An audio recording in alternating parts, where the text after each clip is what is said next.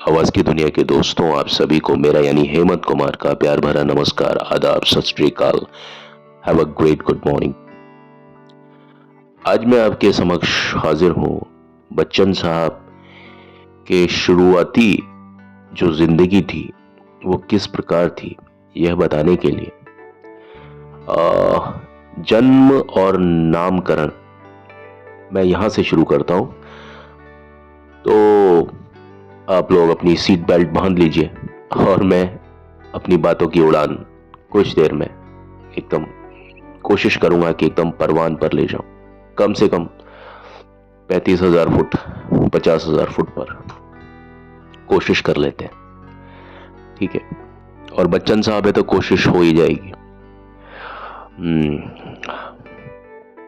तो कुछ लोग जीते जी कि वो दंती बन जाते हैं, यानी जीते जी उनका जो नाम होता है वो ऐसा हो जाता है कि अगर कहीं से बात शुरू होती है और कहीं को खत्म होती है तो एक ही नाम आता है, महानायक अमिताभ बच्चन।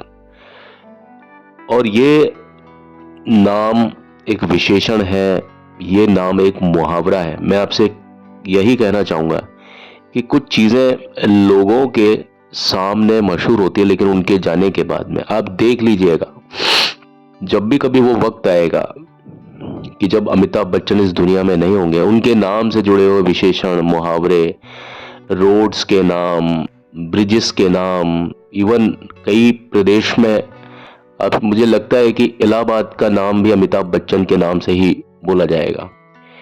ऐसी जगह जहां मैं आपको क्या कहूं कि मैं उन चीजों के बारे में बताना नहीं चाहता, लेकिन फिर भी कुछ जिक्र चलता है तो बात लबों पर जरूर आती है।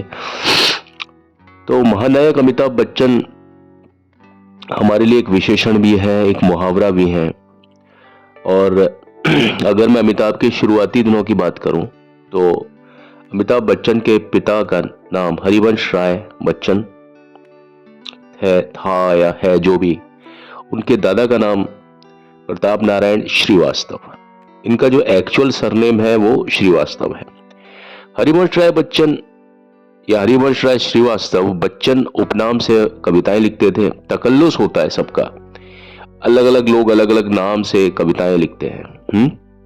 बहुत लोग हैं जिनके तकल्लुस बदले हुए हैं। गुलजार साहब का नाम गुलजार नहीं है, वो एक तकल्लुस है। उनका नाम है संपूर्ण सिंह कालरा। अब नाम है उनका गुलजार, लेकिन लोग उनको गुलजार के नाम से जानते हैं, लेकिन उनका वास्तविक नाम है संपूर्ण सिंह कालरा, राइट। तो इस प्रकार बहुत सारे चीजें हम देखते हैं, तकल्लुस हो जाते हैं, है ना। चार्ल्स लेम्ब हैं, उनको हम बोलते हैं एलिया, एसेज ऑफ एलिया। उसी तरीके से अब बात छिड़ी है तो दूर तक जाएगी।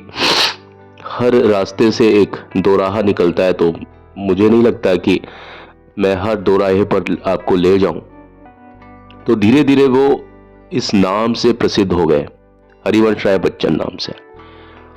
उनका नाम हरिवंश राय श्रीवास्तव था, लेकिन वो किस नाम से फेमस हो गए? हरिवंश राय बच्चन के नाम से हो गए। आप सोचिए, आज अमिताभ बच्चन अगर अमिताभ श्रीवास्तव होते तो कोई फर्क ना होता ज्यादा, है ना। लेकिन बच्चन में एक प्रभाव नजर आता है और वो उनके साथ जुड़ गया। बच्चन उनके नाम के साथ जुड़ गया। हरिवंश राय बच्चन के 2 विवाह हुए, शायद बहुत कम लोगों को मालूम है। पहला जो विवाह था 1926 यानी 1926 में श्यामा नाम की एक लड़की से हुआ था, यानी अमिताभ बच्चन की एक और मदर है श्यामा। लेकिन अमिताभ तो बहुत बाद में हुए, वो तो बहुत बाद में, यानी तेजी बच्चन से पैदा हुए थे अमिताभ बच्चन। लेकिन उनसे पहले श्यामा नाम की जो लड़की थी वो हरिवंश राय बच्चन की जिंदगी में आ चुकी थी। और उस समय हरिवंश राय बच्चन की उम्र थी मुश्किल से 18.5 साल, और वहीं श्यामा की जो उम्र थी वो थी 14 साल। उनका ये गठबंधन, ये वैवाहिक जीवन करीब 10 साल तक चला और इसमें जो श्यामा थी वो ज्यादातर बीमार रहती थी, लंबी बीमारी थी उनको, और इसी लंबी बीमारी को चलते हुए 17 नवंबर सन 1936 यानी 17th ऑफ नवंबर ईयर 1936 को श्यामा थी, उनकी डेथ हो गई। उसके बाद हरिवंश राय बच्चन अपनी जिंदगी में अकेले रह गए, तन्हा रह गए। और आप समझिए ये वो समय है जब मधुशाला और मधुबाला जो काव्य है वो उन्होंने रच डाला। ठीक है, तो मधुशाला और मधुबाला काव्य किन परिस्थितियों में रचे जाते हैं? शायद वो स्थिति ऐसी होगी कि जहां से शराब का वास्ता हरिवंश राय बच्चन के साथ में जुड़ा होगा, है ना। स्थितियां आती हैं। और वो साथ ही साथ इलाहाबाद में एक लेक्चरर भी थे, और अध्यापन के साथ साथ वो अपने कविताओं को भी लिखते रहते थे, क्योंकि उनकी ये जिंदगी का एकमात्र उद्देश्य था। देखिए साहब, जो उद्देश्य होता है ना वो किसी वजह से पैदा होता है। कई बार जो उद्देश्य बेवजह होते हैं वो उद्देश्य बदलते रहते हैं, लेकिन जो उद्देश्य किसी वजह से उत्पन्न होता है ना, वो उद्देश्य कभी भी हट नहीं सकता। और यही रहा बच्चन साहब की जिंदगी as being a poet, as being a craftsman, इसलिए थी क्योंकि उनकी जो पहली जो पत्नी थी श्यामा, उनका निधन हो गया था, और उस समय बच्चन साहब मात्र 19 या 20 साल के रहे होंगे। अब आप देखिए कि हरिवंश राय बच्चन की जगह कोई और भी होता तो शायद अपनी जिंदगी से फिसल चुका होता, लेकिन बच्चन साहब ने अपना एक करियर किस तरीके से स्थापित किया, एक पोइट की तरह, एक कवि की तरह। तो कुछ चीजें जिंदगी में आपके साथ होती हैं, आपको उस समय लगता है कि बहुत खराब हो गया, जिंदगी रुक गई, लेकिन वो शायद जिंदगी की एक और करवट होती है जो कि आपके एक नए आयाम को और ज्यादा डिसाइड करती है, निर्णित करती है आपकी आगे वाली जिंदगी के लिए। 5 साल बाद उनके जीवन ने एकाएक फिर से करवट बदली। उनके एक दोस्त थे प्रकाश, उन्होंने तेजी बच्चन से, मतलब तेजी से उस समय बच्चन नहीं हुई थी, वो तेजी से उनकी मुलाकात करवाई। किसकी? हरिवंश राय बच्चन की। और ये मुलाकात शायद, जो मैं जहां तक समझता हूं, 31 दिसंबर नए साल वाले दिन हुई थी 1942। और ये वही समय था जब अंग्रेजों भारत छोड़ो के नारे लग रहे थे, ये वही समय था। और ये मुलाकात हुई थी बरेली में, है ना। और एक ही मुलाकात में तेजी का जो सरनेम था तेजी सूरी, पंजाबी तेजी सूरी, और हरिवंश राय बच्चन एक दूसरे को पसंद करने लगे थे। हालांकि इनके जो पसंद थी ना वो बिल्कुल अलग पसंद थी, लेकिन क्या होता है, जो ऑपोजिट जो पोल्स होते हैं ना वही आपस में अट्रैक्ट करते हैं। मैंने ये देखा है ज्यादातर क्या होता है कि एक जैसे लोग, लड़का और लड़की अगर एक ही जैसे प्रोफेशन को करते हैं, हाँ एक ही सब्जेक्ट को पढ़ाते हैं, एक ही चीज बोलते हैं, तो भी उनकी ट्यूनिंग होती है। लेकिन अक्सर ये कहते हैं ना कि ऐसे ही लोगों की ट्यूनिंग नहीं होती है, ऐसे ही लोगों की ट्यूनिंग होती है, तो ऐसा गलत है। अधिकांशतः जो एक ही जैसा काम करते हैं ना उनमें कई बार ईगो प्रॉब्लम आ जाती है। लेकिन यहां पर ये जो दो व्यक्ति थे, तेजी सूरी और हरिवंश राय बच्चन, ये अलग अलग दुनिया के दो लोग थे एक ही पृथ्वी में, है ना। एक के आचार विचार कुछ और हरिवंश राय बच्चन के कुछ और। हरिवंश राय बच्चन ऑर्थोडॉक्स तो नहीं थे लेकिन ट्रेडिशनल थे, है ना। अपनी बातें, अंदाज जो उनका था ना ठेठ भारतीय था। उधर तेजी सूरी थी ना वो थोड़ा सा इंग्लिशाइज, यानी थोड़ा मॉडर्न चीजों को लेती थी, मानती थी। कभी आपने इनकी फोटोज वगैरह देखी हो पुरानी तो आपको ये चीज समझ में आ जाएगी। तो इन लोगों की कुछ डेटिंग वगैरह हुई, कुछ कोर्टशिप और मुलाकातें हुई, और अच्छी खासी मुलाकातें हुई। उसका जो निष्कर्ष ये निकला कि इन दोनों ने शादी करने का मन बना लिया। तेजी राय बच्चन यानी जो पहले तेजी सूरी थी, उन दिनों फतेहचंद कॉलेज लाहौर में साइकोलॉजी यानी मनोविज्ञान पढ़ाती थी। और उनके पिता सिख, कट्टर सिख थे, सिख धर्मावलंबी। उनका नाम था सरदार खजान सिंह लायलपुर। लायलपुर के रहने वाले हैं, जैसे हम लोग बोलते हैं हसरत जयपुरी, मजरू सुल्तानपुरी, है ना, काका हाथरसी, वसीम बरेलवी। तो जो व्यक्ति जहां से होता है उसका नाम वहीं से ही रख दिया जाता है। तो ये लोग लायलपुर से थे, और जो कि वर्तमान काल में फैसलाबाद है। फैसलाबाद शायद मैं जानता हूँ, अब समझते हैं, पाकिस्तान में वकील थे। तेजी सूरी जो है, उनका जन्म भी कहाँ हुआ था? लायलपुर में हुआ था। और उनकी जो शिक्षा दीक्षा थी और पढ़ाई के बाद वे नौकरी वोकरी करने लग गई थी, यानी पढ़ी लिखी एक महिला थी, है ना। जो मनोविज्ञान पढ़ा है तो वो क्या चीज होगा ये समझ लीजिए आप। तो विवाह के निर्णय के बाद में तेजी बच्चन जो है, तेजी अब तो बच्चन बन गई थी, वो लाहौर आ गई और उन्होंने अपनी नौकरी से रिजाइन कर दिया और 2 हफ्ते से कम समय में वे इलाहाबाद आ गए। यहां से फिर इलाहाबाद की कहानी शुरू होती है। और ये मैं बात कर रहा हूं 1942 यानी 1942, अंग्रेजों भारत छोड़ो, उस समय की बात।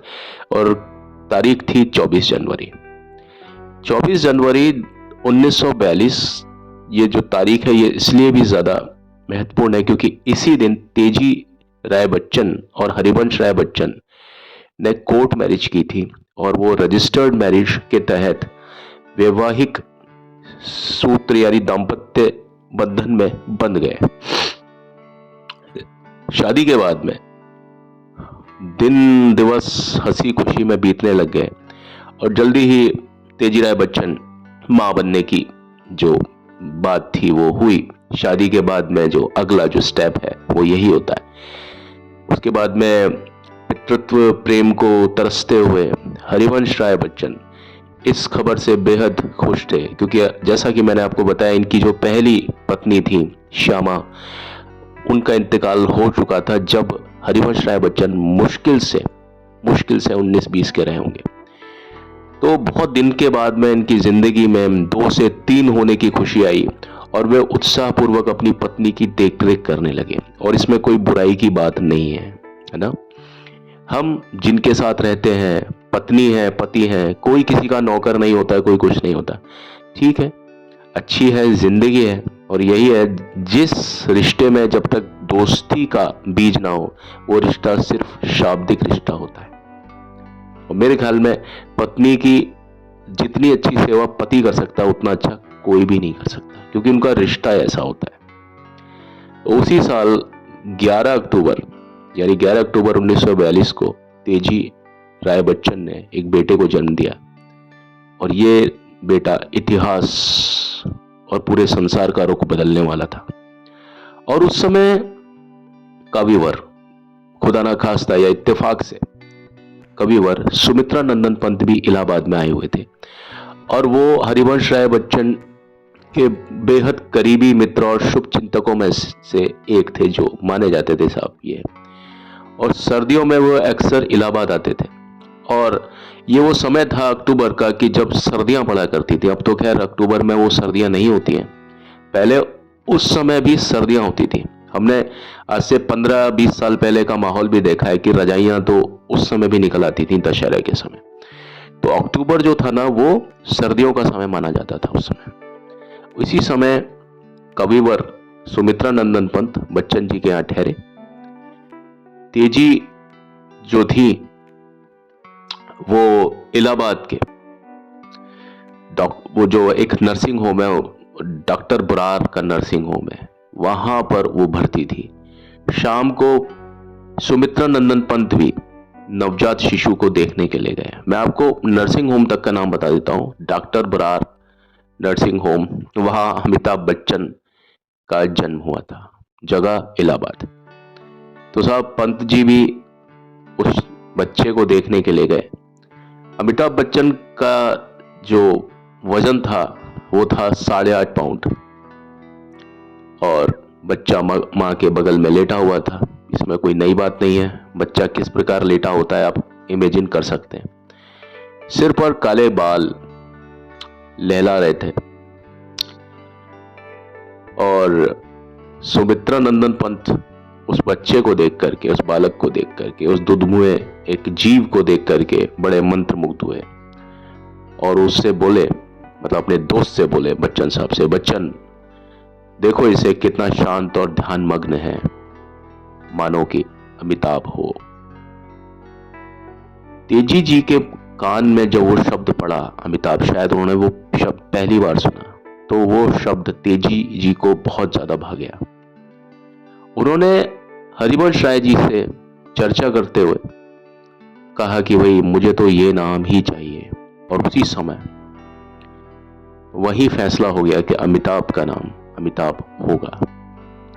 और ये थी उनके नामकरण की कहानी। वक्त गुजरा, समय गुजरा, वो बच्चा थोड़ा सा बड़ा हुआ, उस लायक हुआ कि बच्चा घुटनों चल करके तोतली भाषा में अपने माँ बाप को उनके संबोधन से पुकारे। माँ बोले, पापा बोले, बाबूजी बोले, उतना कुछ एक एक दो दो अक्षर से एक एक दो दो शब्द, वहां से होता हुआ उस बच्चे का सफर स्कूल वाली चीज अब सामने थी अमिताभ के। स्कूल की जो जिंदगी, अब मैं उसकी बात आपको कुछ बताता हूं। घर में अमिताभ को अमित और कभी कभी मुन्ना के नाम से पुकारा जाने लगा। बच्चन जी का जो पारिवारिक जो जिंदगी थी वो अच्छी खासी गुजर रही थी, बहुत मजे में गुजर रही थी। ठीक है, वहां किसी चीज की कोई मतलब प्रचुरता नहीं थी, वहां कोई चीज बहुत ज्यादा नहीं थी, लेकिन किसी चीज की कोई कमी भी नहीं थी। और जैसा कि मैंने आपको बताया कि भारत छोड़ो आंदोलन चल रहा था, वो अपने चरमोत्कर्ष पर था। 1943 यानी 1943 में बच्चन जी को 1.5 महीने की फौजी ट्रेनिंग के लिए इलाहाबाद से बाहर जाना पड़ा। यकीन मानिए हरिवंश राय बच्चन ने फौजी ट्रेनिंग भी ली थी, और उस समय एक ट्रेंड चल पड़ा था, देश आजाद नहीं हुआ था, तो उस समय फौजी ट्रेनिंग के लिए अक्सर किसी को भी बुलाया, मतलब उस समय एक समय ऐसा था कि सभी लोगों को ये ट्रेनिंग लेनी होती थी। और उस दौरान तेजी जो थी वो अमिताभ को लेकर के अपने पिता सरदार खजान सिंह के यहां चले गई, जो उन दिनों मीरपुर में रहते थे। मीरपुर यानी वही पाकिस्तान। जब तक हरिवंश राय बच्चन ने ट्रेनिंग किया फौजी, तब तक वो उनको ननिहाल में लेके चले गए। सरदार खजान सिंह भी अपनी बेटी से मिलने के लिए बहुत ज्यादा उत्सुक थे। शादी के बाद पहली बार वो कार में बैठ करके अपने पिता के घर पर पहुंची थी, बच्चन साहब यानी अमिताभ बच्चन को गोदी में लिए हुए। उन्होंने अपनी बेटी और अपने 6 महीने के नाती को बहुत ज्यादा प्रेम किया, और कौन कौन नाना अपनी बेटी और अपने नाती से प्रेम नहीं करेगा। 6 महीने के बच्चन साहब गोदी में थे तेजी राय बच्चन के। 1.5 महीने बहुत जल्दी बीत गए। करीब 1.5 महीने की ट्रेनिंग थी हरिवंश राय बच्चन की। सरदार खजान सिंह ने विदाई के समय लड़की को यानी तेजी बच्चन को कुछ ना कुछ देना चाहा, सौगात देते हैं। जब लड़कियां शादी होने के बाद में अपने माँ बाप के घर, अपने पहले घर जब जाती हैं, जिस घर में वो पैदा हुई, तो वहाँ बहुत ज़्यादा सौगात मिलती है और माँ बाप बहुत खुश होते हैं। लेकिन जब वो बिछोड़ने का समय आता है तो फिर से ऐसा लगता है, आंखें नम हो जाती हैं, लगता है बेटी फिर से पराई होने जा रही है। और वहाँ पर तेजी राय बच्चन ने कुछ भी नहीं लिया, बस हाँ एक चाबी से चलने वाला एक ग्रामोफोन जो रिकॉर्ड था, मशीन होती है आजकल तो सीडी प्लेयर, डीवीडी, और अब तो खैर मोबाइल में गाने चले सुनते हैं। उस समय ग्रामोफोन प्लेयर्स हुआ करते थे, आपने देखे होंगे, है ना। वो गिफ्ट उन्होंने एक्सेप्ट किया और साथ में उनको एक नौकर भी दिया, गढ़वाली नौकर था, उसका नाम था सुदामा। अक्सर सुदाम नाम के ही नौकर आपको दिखेंगे। ठीक है, सुदाम जो है पंचम दा के नौकर का नाम भी, यानी आर डी बर्मन के नौकर का नाम भी सुदाम था, लेकिन यहां पर इनके नौकर का नाम था सुदामा। और उनको इलाहाबाद में तेजी राय बच्चन के यहाँ घर पर भेजा गया। उस समय ऐसा कुछ रिवाज हुआ करता था और वो नौकर काफी समय तक इनके साथ रहे। 2.5 साल के अमिताभ की अपनी दादी थी, उनका नाम था सुरसती। उसको बहुत ज्यादा पसंद करते थे और ये पोते और दादी में खूब ज्यादा बहुत बनती थी, बहुत ज्यादा आपस में। और उनको तरह तरह के सवाल पूछा करते थे। मात्र 2.5 साल की उम्र, अलग अलग तरह के। अब आपको मालूम है ना, बच्चे जब सवाल करते हैं तो क्या क्या चीजें पूछते हैं। और दादी जो थी ना, उनके किसी भी सवाल को टालती नहीं थी, बड़े प्रेम पूर्वक उनके सवालों के जवाब, खुद उनकी जितनी अवस्था, यानी 2.5 साल के अमिताभ थे तो 2.5 साल की बनकर के ही वो बातें किया करती थी उनसे। और वो खुद में बहुत ज्यादा शांत दिखाई देती थी, लेकिन उतनी शांत वो अंदर से थी नहीं, क्योंकि उनके पति यानी कि अमिताभ बच्चन के जो दादा, यानी जो प्रताप नारायण की जो डेथ थी वो 10 अक्टूबर 1941 को हो चुकी थी। और जब से ये हुआ तब से वो बहुत ज्यादा बीमार रहती थी, लेकिन बीमारी की स्थिति में भी वो अपने पोते को बहुत प्रेम करती थी और उनके साथ में बच्चा ही बन जाती थी 2.5 साल का। इसी दौरान मीरपुर से चिट्ठी आई कि सरदार खजान सिंह बहुत ज्यादा बीमार है। खजान सिंह कौन? तेजी राय बच्चन के पिता। हरिवंश राय बच्चन को अपनी मां की भी चिंता थी, लेकिन सुदामा की देखरेख में वो अपनी मां को छोड़ करके अपनी पत्नी और अमिताभ के साथ में वो मीरपुर यानी तेजी राय बच्चन के घर पर उनके पिता को देखने के लिए रवाना हो गए। रेल का लंबा और थका देने वाला सफर था और इन्हें यहां से ट्रेन बदलनी थी। सीधी एक ट्रेन नहीं थी, 1-2 ट्रेन बदलनी थी। लाहौर में उनको ट्रेन बदलनी थी। और यहां भीड़ भाड़ वाला एक सीन होता है जहां पर अमिताभ बच्चन खो गए और पति पत्नी काफी देर तक उन्हें पागलों की तरह ढूंढते रहे। तेजी राय बच्चन तो बहुत ज्यादा फूट फूट करके रोने लगी और फिर काफी देर के बाद में वो बच्चा एक ओवरब्रिज के पास में खड़ा दिखाई दिया, यानी अमिताभ बच्चन 2.5 साल की उम्र में स्टेशन पर खो गए थे। और वो लंबी लंबी जो जाती हुई रेलगाड़ियों को देख रहे थे वो आनंदित थे उन रेलगाड़ियों को देख करके। और आप यकीन मानिए यही सीन, ऐसा ही कोई सीन आप देखिए, हल्का सा इसमें कुछ मॉडिफिकेशन किया है। एक फिल्म आई थी महान 1983 में, ऐसा ही सीन था कि जब अमिताभ बच्चन जब वहीदा रहमान को लेकर के जब उस शहर को छोड़ करके जाते हैं जहां पर अमिताभ बच्चन एक वकील के किरदार में होते हैं, जो सीनियर अमिताभ बच्चन होते हैं, जो बाप का रोल करने वाले जो अमिताभ बच्चन होते हैं महान में, वो सीन ऐसा होता है कि प्यास लगती है पत्नी को, पानी लेने के लिए अमिताभ बच्चन ट्रेन से उतरते हैं। ट्रेन चलने वाली होती है और अमिताभ का पीछा करते हुए आते हैं अमजद खान। पहले अमजद खान और अमिताभ बच्चन इस फिल्म में दोस्त होते हैं, लेकिन अमिताभ ने अपने वकालत का सही इस्तेमाल करते हुए अपने दोस्त जैसा कि वो था उसके बारे में सच्चाई बता दी अदालत को। और वो दोस्त था, वो खराब काम करता था, स्मगलिंग किया करता था। इस वजह से अमिताभ को लगा कि भाई उसने दुश्मनी मोल ले ली है, चाहे अनचाहे, और वो पारिवारिक आदमी है, परिवार को नुकसान हो सकता है। किससे? अमजद खान से, यानी अमजद खान का जो कैरेक्टर था उससे। तो वो भागते हैं पत्नी को लेकर के, पीछे उनके अमजद खान साहब लगे हुए हैं उनको पकड़ने के लिए, उनसे बदला लेने के लिए, उनको मारने के लिए। अमिताभ आगे आगे वहीदा रहमान को साथ में लेकर के, वहीदा रहमान उस सीन में गर्भवती दिखाई जाती है।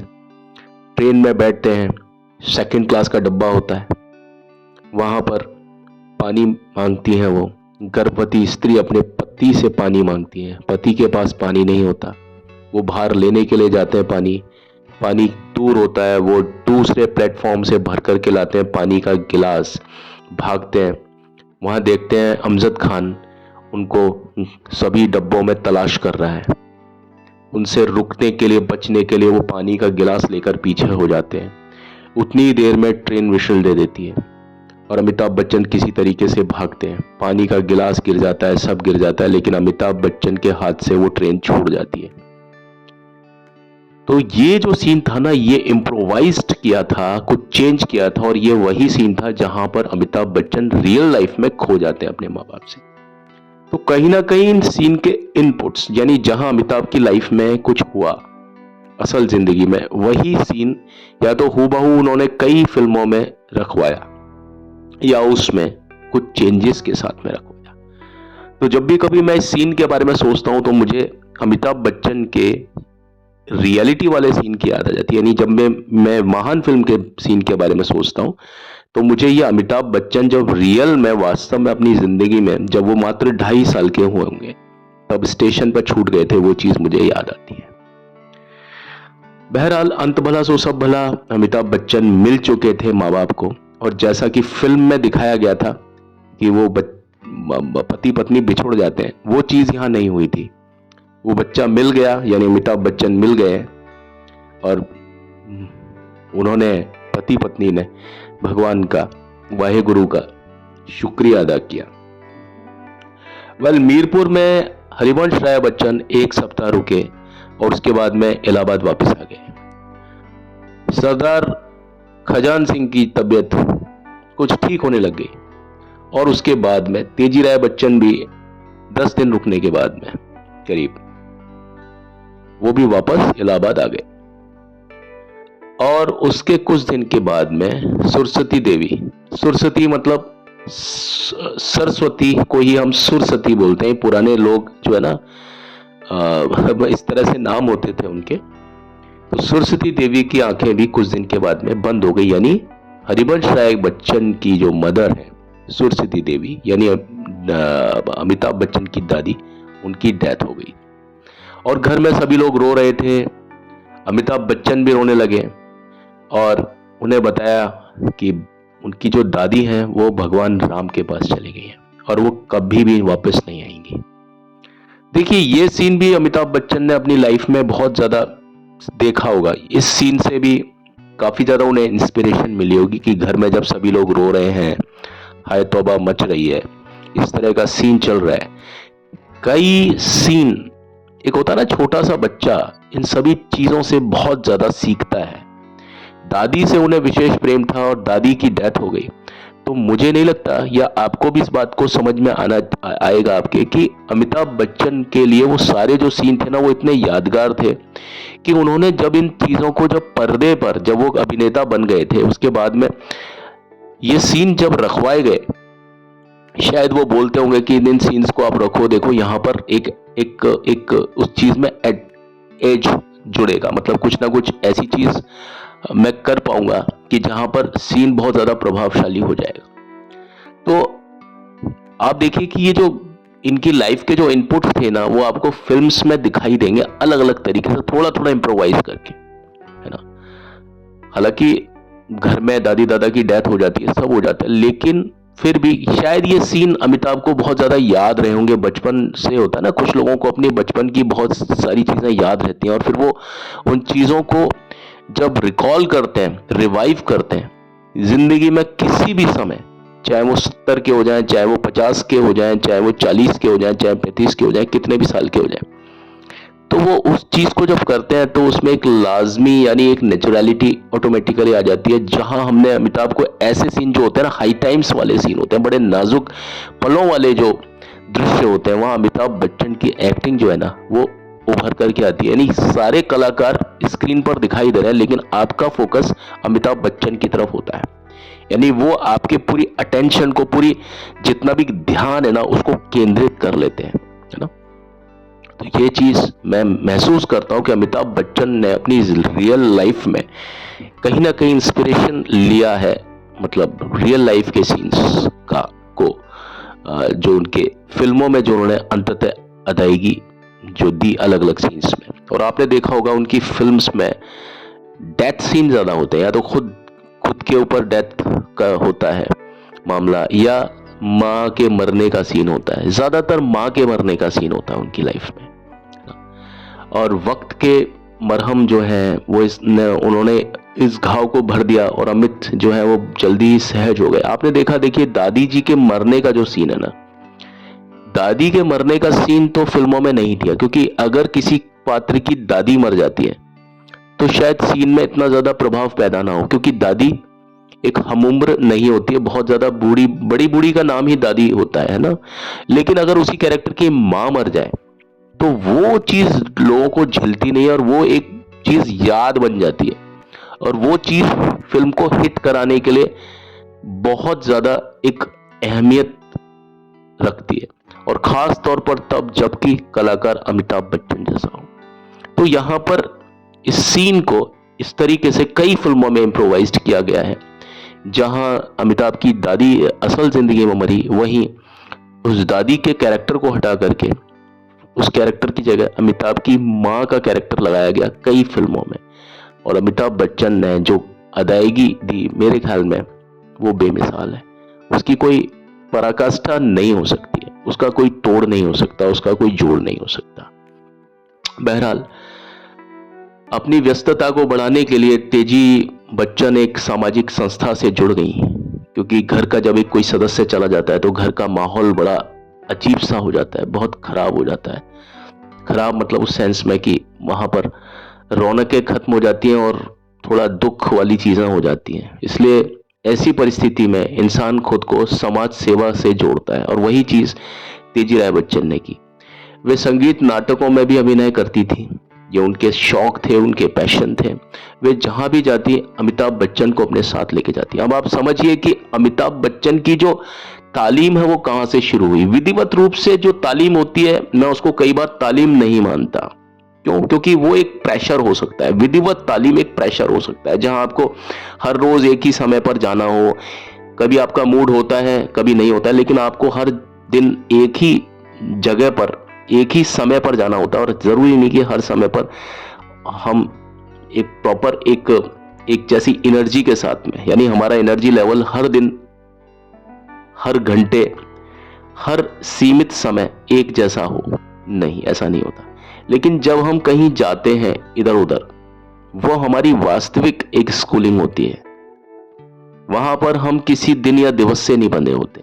जब हम किसी चीज में अनऑफिशियली, अनौपचारिकतावश जुड़ते हैं, तो अमिताभ बच्चन की जिंदगी का ये स्कूल था, जब तेजी बच्चन अमिताभ बच्चन को भी संगीत सभाओं में और नाटक और अभिनय के मतलब जो दौर दरमियान रहे, वहां अमिताभ बच्चन को अपने साथ लेकर के जाती थी। और वहां बच्चन साहब को अपने नए नए लोग मिलते थे, नए नए लड़के लड़कियां मिलते थे, उनसे वो वाबस्ता होते थे, रूबरू होते थे, उनसे दोस्ती बनाते थे। अब आप देखिए, ये व्यावहारिकता, ये दोस्ती, ये अभिनय, ये संगीत अमिताभ बच्चन की जिंदगी में यहां से उसकी जो होता है ना कि कहां से अमिताभ बच्चन के दिमाग में ये प्रेरणा आई, तो ये होता है ना कि घटनाक्रम ही आपको जिंदगी में वो चीज बना देते हैं जो कि आप बनना चाहते हो। बस आपकी जिंदगी में घटनाक्रम आने चाहिए। तो ये सारी घटनाएं अमिताभ बच्चन की जिंदगी में उन्हें एक मतलब कहते हैं ना कि सदी का महानायक बनने में इन चीजों का बहुत बड़ा योगदान रहा अमिताभ की जिंदगी में।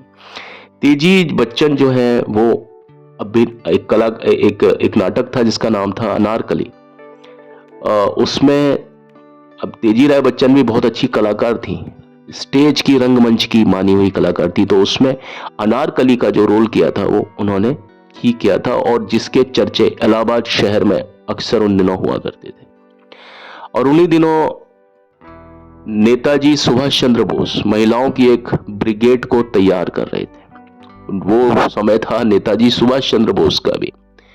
तो उस समय तेजी राय बच्चन ने भी अपनी परिवार की सलाह पर उसमें भर्ती हो गई, और ब्रिगेड की जो परेड इलाहाबाद के आनंद भवन के लॉन में हुआ करती थी। और वहां पर उस परेड को देखने के लिए एक बार नेहरू जी भी आए, और साथ में इंदिरा जी भी उनके साथ थी। और यहां से आप देखिए कि बच्चन परिवार और गांधी परिवार का यानी नेहरू परिवार का आपस में आमना सामना हुआ। यहां से उनकी मुलाकातें, एक दूसरे को पहचाना। और परेड के बाद इंदिरा जी ने तो तेजी की बहुत ज्यादा तारीफ की। ये दोनों हम उम्र थी। सरोजिनी नायडू भी उस समय वहीं पर ही थी, उसी सभा का एक हिस्सा थी, उसी एक आयोजन में थी वो। वहां भी बच्चन जी की मुलाकात नेहरू जी से करवाई, है ना। यानी सरोजिनी नायडू है ना, वो रिस्पॉन्सिबल है हरिवंश राय बच्चन और नेहरू परिवार के बीच में जो मुलाकातें और जो मेल मिलाप के पीछे जो जिम्मेदार जो व्यक्ति हैं वो है सरोजिनी नायडू। और सरोजिनी नायडू वो बच्चन साहब यानी हरिवंश राय बच्चन की जबरदस्त प्रशंसक हुआ करती थी। और इसके बाद बच्चन और नेहरू परिवार हर मुलाकात में, हर अगली मुलाकात में बहुत ज्यादा नजदीक आते चले गए। और ये नजदीकियां कुछ समय के बाद में घोर या बेहद घनिष्ठता में बदल गई। और यह सही बात है। आप अगर मुलाकातें करो और वो बड़ी संयमित और संतुलित मुलाकातें हो, तो जो दोस्ती होती है वो बहुत अटूट और बहुत ज्यादा प्रगाढ़ दोस्ती हो जाती है ना। अमिताभ बच्चन जब मात्र 4 साल के हुए तो उनके जन्म दिवस पर, यानी अमिताभ बच्चन का जन्म कब हुआ है 11 अक्टूबर 1942 को। और 4 साल के बाद में जब अमिताभ बच्चन का वो चौथा जब जन्म दिवस आया, यानी 1946 11 अक्टूबर की बात है, तब उनकी दोस्ती राजीव गांधी से हुई, क्योंकि उन्होंने राजीव गांधी को इनवाइट किया। राजीव गांधी थे वहां पर 4 साल के, और अमिताभ बच्चन और लगभग हम उम्र ही है वो उनके साथ में। और उसके बाद में अमिताभ बच्चन की जो लाइफ थी वो थोड़ी सी, जो एक स्कूल वगैरह किस तरीके से उनका एडमिशन हुआ सेंट मैरीज कॉन्वेंट स्कूल में, इसके पीछे भी एक दिलचस्प कहानी है कि हरिवंश राय बच्चन और तेजी बच्चन में बहस हो गई स्कूल को लेकर के, जो कि अधिकांश पेरेंट्स में हो जाती है कि साहब हम अपने बच्चे को यहाँ एडमिट करेंगे, यहाँ हमको यहाँ एडमिशन दिलाना है। तो वही चीज हुई पति पत्नी यानी तेजी राय बच्चन और हरिवंश राय बच्चन के बीच। और यह जो बहस एक अच्छी खासी बहस हुई, लेकिन लड़ाई झगड़ा नहीं हुआ उसमें। और तो तेजी जी का मानना था कि अमित यानी अमिताभ बच्चन जो है ना वो कॉन्वेंट स्कूल में पढ़ेंगे, और उधर दूसरी तरफ हरिवंश राय बच्चन नहीं चाहते थे कि अमिताभ बच्चन कॉन्वेंट स्कूल में पढ़े। वो चाहते थे कि अमित है वो एक हिंदी मीडियम स्कूल में पढ़े, और तेजी राय बच्चन चाहती थी कि वो इंग्लिश कॉन्वेंट स्कूल में पढ़े। और अक्सर यही होता है कि वाइफ की जो बात होती है वो चल जाती है। अगर हस्बैंड वाइफ के बीच में दोस्ताना संबंध हो तो वाइफ की बात ही चलती है, याद रखना। और यहां पर ये दोनों पति पत्नी से कहीं ज्यादा अच्छे दोस्त थे। तो तेजी जो थी ना वो थोड़ा सा सोचती थी कि नहीं यार, बच्चे की जो अपब्रिंगिंग है, जो उनकी पढ़ाई लिखाई है ना, वो थोड़ा इंग्लिश तरीके से होनी चाहिए, क्योंकि हिंदी तो हमारी भाषा है वो तो छूट नहीं सकती है, लेकिन इंग्लिश एक एडवांटेज है, वो एक सरप्लस है हमारे लिए, है ना। और आने वाला जो समय होता है वो अंग्रेजी का ही हो रहा है हमेशा, ये आप समझ लीजिए। चाहे कोई कितना ही बोले, लेकिन मैंने कभी भी इंग्लिश का प्रभाव खत्म होते हुए नहीं देखा। लोगों की नजर में इंग्लिश की का महत्व है, चाहे तो लोग जल के बोले, चाहे कुड़ के बोले, चाहे शौक से बोले, इंग्लिश लोगों के दिमाग में रहती है। ये मैंने देखा है।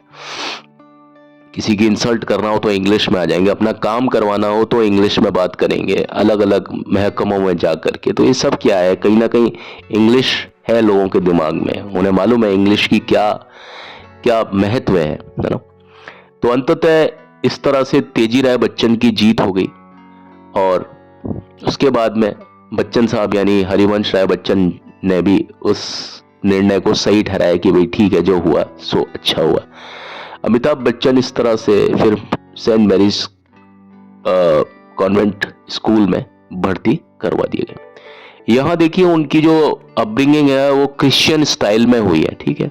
और क्रिश्चियनिटी से अमिताभ बच्चन का एक बहुत गहरा वास्ता रहा है और कई फिल्म्स में उन्होंने एक क्रिश्चियन फादर की भूमिका निभाई है ना। थोड़ी देर के लिए आप देख लीजिए, क्रिश्चियन फादर की भूमिका निभाई है। आप देखिए, चाहे वो गाने की बात सुन लीजिए, अनहोनी को होनी कर दे, नहीं, होनी को अनहोनी कर दे, अनहोनी को होनी, है ना।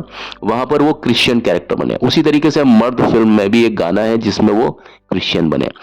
और जहां तक बात अमर अकबर एंथनी की है, उसमें तो एंथनी का जो किरदार है वो, जब वो एक जीसस का लॉकेट पहन करके जब वो अपनी अदायगी करते हैं, रेड कलर का उन्होंने एक जैकेट पहना हुआ है और ऊपर एक बैगी कैप टाइप का लगाया हुआ और स्टाइल से खड़े हुए हैं, और वो जितने बार उसके सामने आते हैं, परवीन बाबी के सामने, बेहद खूबसूरत, और इस तरफ अमिताभ बच्चन बेहद जवान, और ये पेयरिंग तो खैर आप मिल ही नहीं सकता कभी भी, कुछ नहीं, सब खत्म हो चुका है वो सारी चीजें। बड़ा अच्छा लगता है, चर्च के सामने दोनों मिल रहे हैं और आपस में एक दूसरे को देख रहे हैं, वो कार से उतर रही हैं, बच्चन साहब उनको देख रहे हैं। मैं फिल्म अमर अकबर एंथनी की बात कर रहा हूँ। वो चर्च की बेल्स पीछे से बज रही हैं और लोग जा रहे हैं अंदर प्रेयर डिवोट करने के लिए जीसस के सामने, लॉर्ड जीसस के सामने, और ये लोग बहुत बड़ा हंसी खुशी का माहौल है, वो सारी चीजें।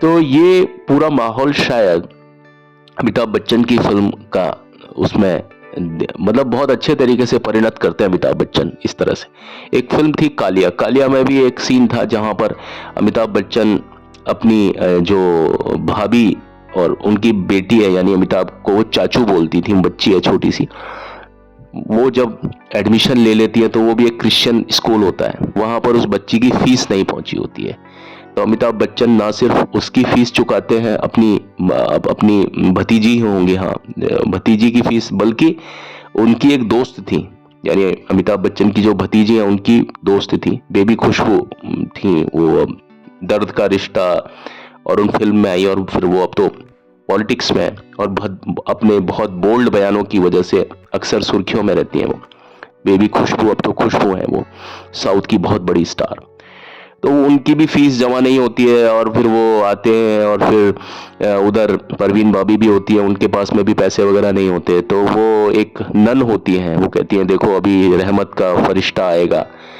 और ये हमारा खुदा जो है ना, ये ऐसे समय पर रहमत के फरिश्तों को भेजता है जहां कोई किसी के लिए नहीं खड़ा होता, वहां ये फरिश्ता, एक रहमत का फरिश्ता, लोगों को आपस में एक दूसरे की मदद के लिए भेजता है, उन लोगों की मदद के लिए जो कि पहले से एक दूसरे को नहीं जानते। उसके बाद में वो जेम्स बॉन्ड स्टाइल में अमिताभ बच्चन की एंट्री होती है, और पीछे से म्यूजिक भी हल्का सा जेम्स बॉन्ड का होता है, और पीछे से चर्च बेल, पंचमदा का पीछे से बहुत अच्छा बैकग्राउंड म्यूजिक कालिया में।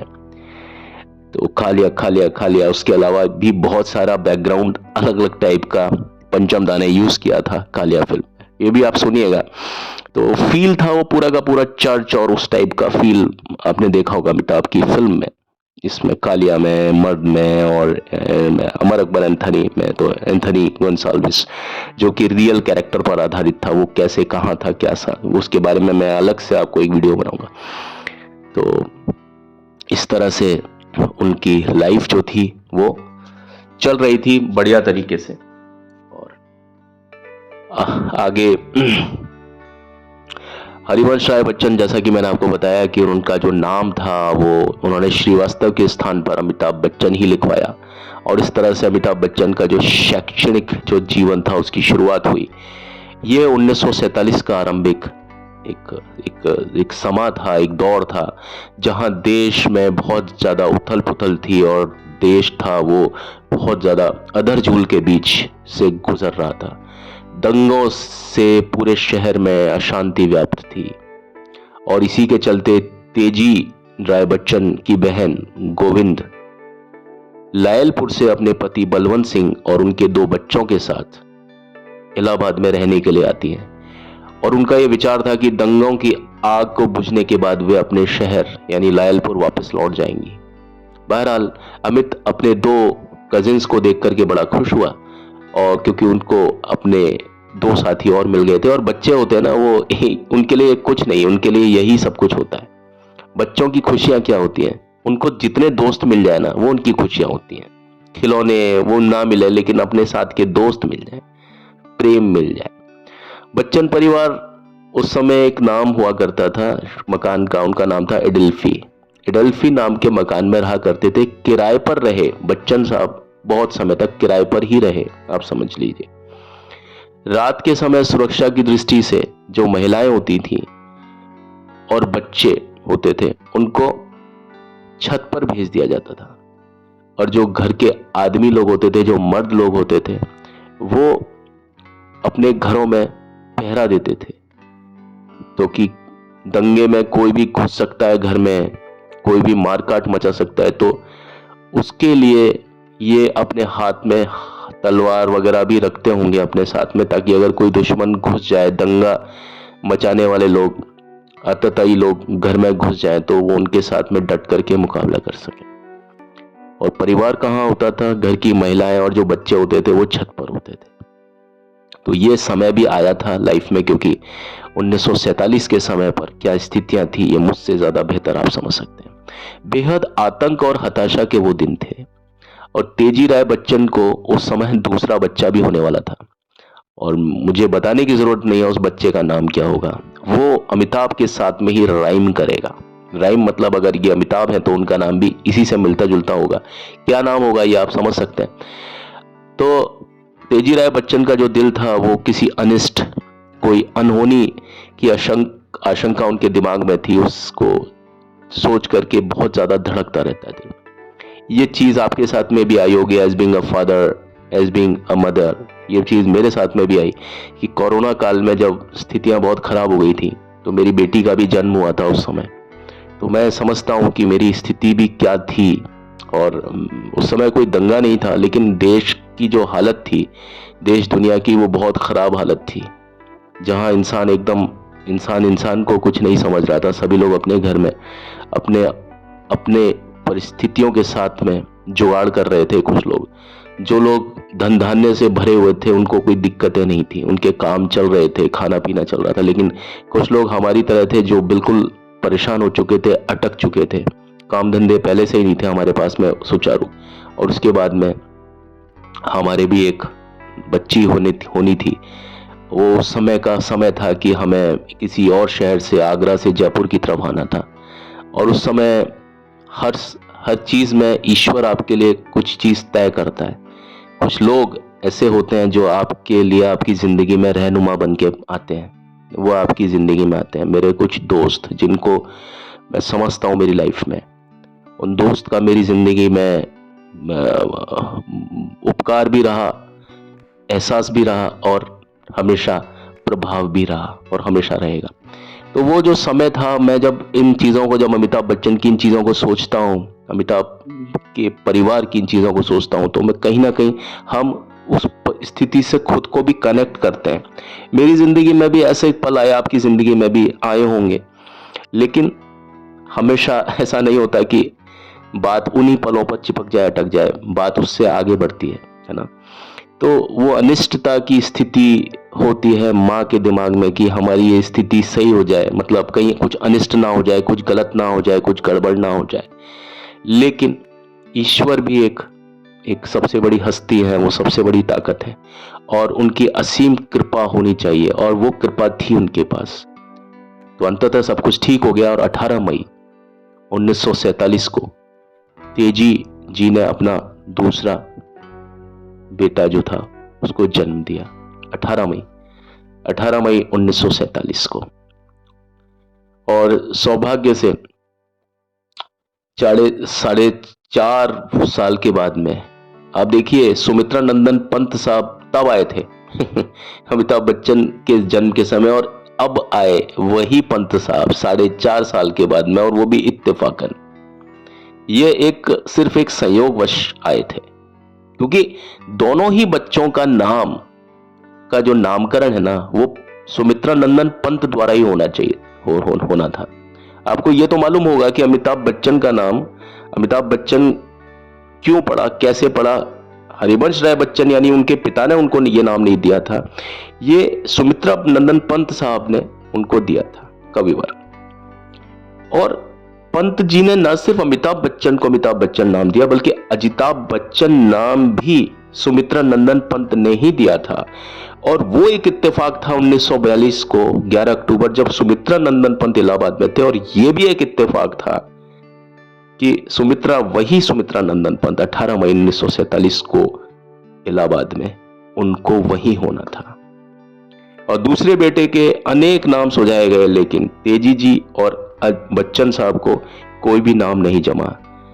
और जब पंत जी ने एक नाम कहा, अजिताभ, तो उनको सुनकर के बड़ी, होता ना कि हमें बहुत खुशी मिलती है। और देखिए, कहां अमिताभ और कहां अजिताभ, दोनों एक दूसरे को राइम कर रहे हैं। और कुछ दिन के बाद में भारत आजाद हो गया और उस दिन स्कूल की छुट्टी थी और अमिताभ बच्चन बहुत ज्यादा खुश थे। अब मैं क्या बोलूं आपको, इसके बाद की जो कहानी है वो मैं कंटिन्यू करूंगा कि अमिताभ बच्चन खुश थे। और क्या ये खुशी के साथ में कुछ दुख भी था, या सिर्फ उन्हें खुशी ही खुशी थी, ये चीज आपके सामने मैं अपने अगले एपिसोड में बता सकूंगा। तब तक के लिए मुझे आज्ञा दीजिए। अभी तो चलता हूं, लौट के मिलता हूं इस वादे के साथ कि आपकी सेवा में कल सुबह फिर से हाजिर होऊंगा। लेकिन उससे पहले, प्लीज जाने से पहले मेरी यही रिक्वेस्ट आपसे कि प्लीज मेरे चैनल को लाइक शेयर सब्सक्राइब जरूर जरूर जरूर कीजिएगा please. Thank you and have a nice time. God bless all of you. Bye.